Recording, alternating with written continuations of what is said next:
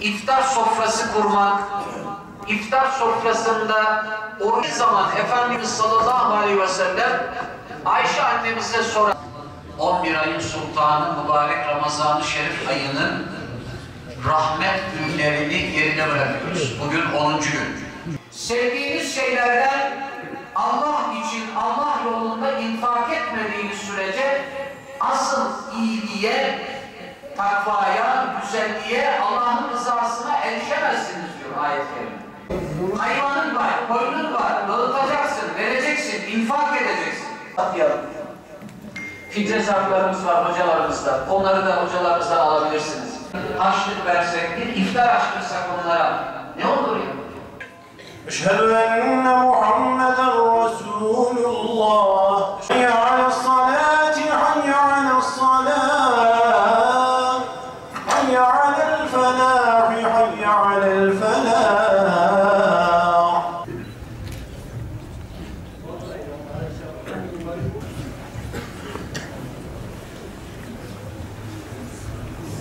Allahu Ekber. Allahu Ekber.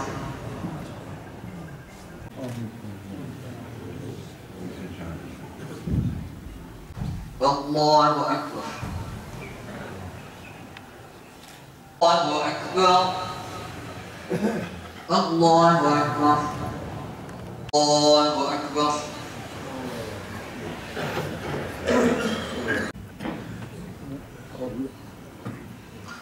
Allahu Ekber.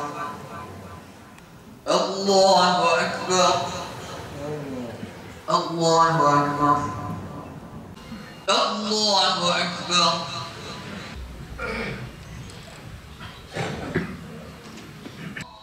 Esselamu aleyküm ve rahmetullah.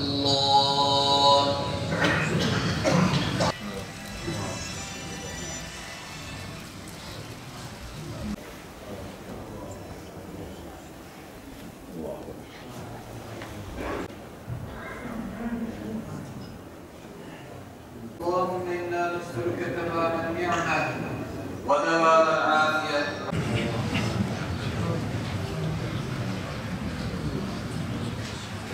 Bu sene Allah'ın izniyle, inayetiyle camilerimizde teravih namazı için omuz omuza saf tutuyoruz. Camilerimizde mukabeleler okunmaya başladı.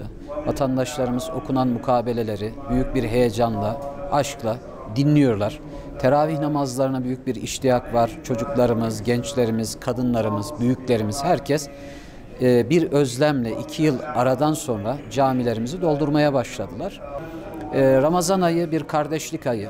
Bu kardeşliği camilerimizde, teravih namazlarımızda ortaya koymaya çalışıyoruz. İftar sofraları kuruluyor. Bu iftar sofralarını da ortaya koymaya çalışıyoruz. Hasreten özellikle iftar sofrası kurmak, iftar sofrasında oruçlu kardeşlerimize iftar açtırmak, teravih namazına iştirak etmek, özellikle 5 vakit namaz alışkanlığını, cemaatle birlikte namaz alışkanlığını kazanmak için Ramazan ayı önemli bir fırsattır ve inşallah ilk onu bereketli geçti, güzel geçti. Bundan sonraki süreçte de Müslüman kardeşlerimiz bu heyecanla camilerimizi doldurmaya devam ederler ve Rabbimizin izniyle Kadir gecesine ve ardından da inşallah bayram sabahına kavuşuruz diye ümit ediyor ve dua ediyorum. İlimizde bir camimizde hatimle teravih namazı kılınıyor. Dediğim gibi diğer camilerimizde de özellikle teravih namazı öncesinde sohbetlerimiz oluyor hocalarımız tarafından. Diğer vakitlerde de mukabeleler okunuyor ve buradaki bizim amacımız, hedefimiz vatandaşlarımıza dolu dolu bir Ramazan yaşatmaktır. Ramazan ayının manevi havasını camilerimizde doya doya yaşanmasıdır.